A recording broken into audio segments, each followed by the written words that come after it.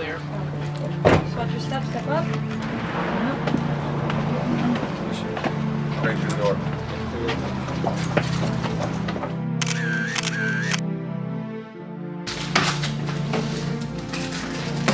I want you to take a deep breath and blow into the mouthpiece with one long continuous breath. Continue to blow until I tell you to stop. You understand these instructions? Yep.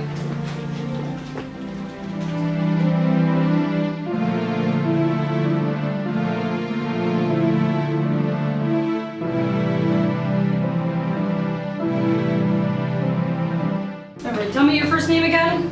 Evan. Okay. You've been arrested for driving while intoxicated, NJSA 39:4-50. The law requires you to submit samples of your breath for the purpose of testing to determine alcohol content. A record of the taking of the breath sample will be in the test results will be made. Upon your request, a copy of that record will be made.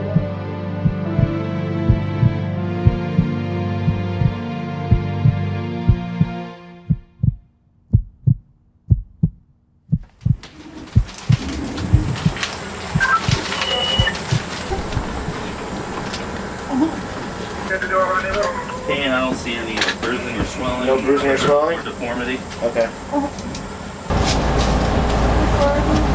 40? 2000? Alright, sweetie, you're gonna feel a couple bumps on the way out, okay?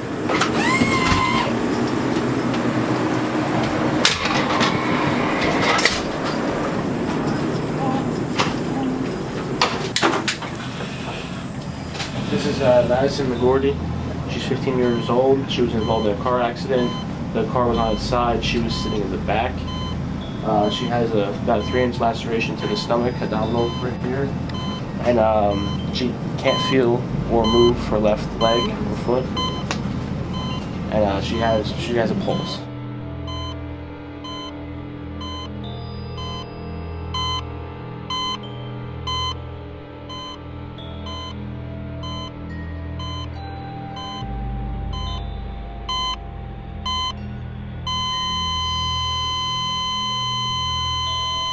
How much fluids did we give so far?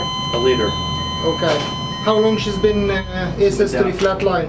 About 15 minutes. 15 minutes. Yeah. 3 rounds of Okay. Epian, 2 amps bicarb. Okay. Blood- And did anybody check the lungs and Lungs were clear and equal. clear and equal?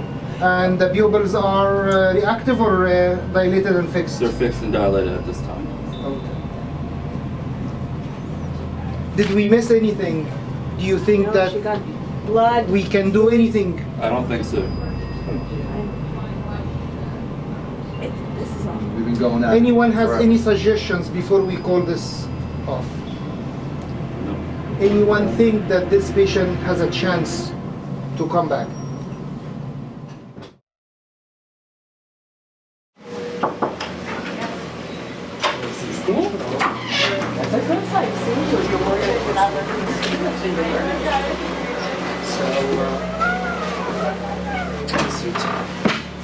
So, Madison came and on the way in, her condition deteriorated very badly. So she came to the room, her heart was not working and she was not responsive at all. We did everything we can do. We did compressions, we give her blood, we give her fluids, we give her all kind of medication to bring her heart back. To help her, so she's So- good. Mm, So I can go see I'm, her. I'm Take her afraid. home. I'm afraid no. We did all what we can, but we couldn't bring her back.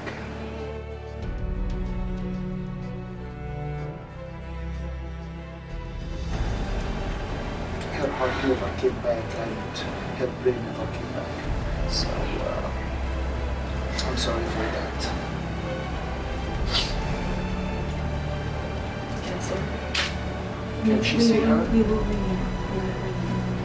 Okay, you just give a little time.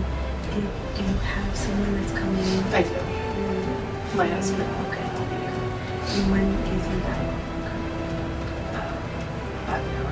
Okay. So then what we'll do is we'll have him come in. We'll let him have a few minutes and then we'll go in together. Okay. Does that sound good? Is I'm there sorry, I someone- wish I could No. tell you a little more than this. Is there somebody that I can call, a clergy? Please?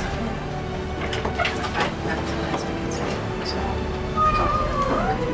You want me to stay with you? No, Do you want to no, be by I just, yourself? I need to be back. So, Okay, very good, and I'll be back. Okay. My name is Julie again, and I'll be back. Thanks, Julie.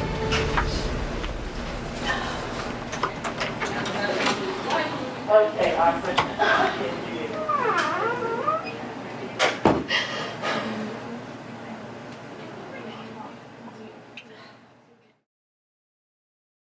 Okay, so Tara, I just want to prepare you.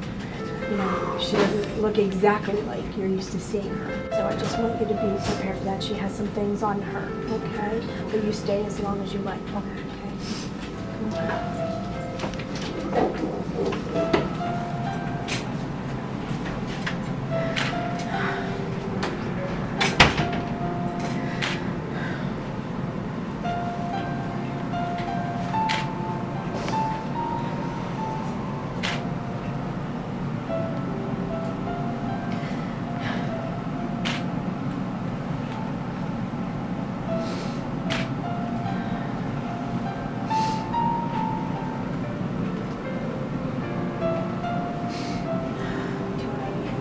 I did.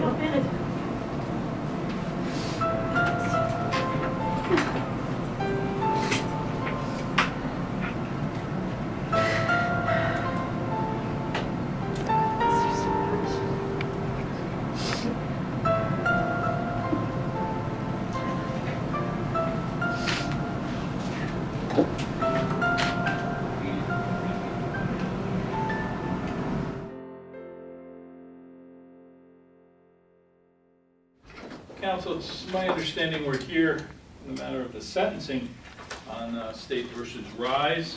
So I would like to hear first from the state. It's my understanding there has been a guilty plea to two second-degree vehicular homicides and a second-degree assault by auto, each of which carries a maximum exposure of 10 years.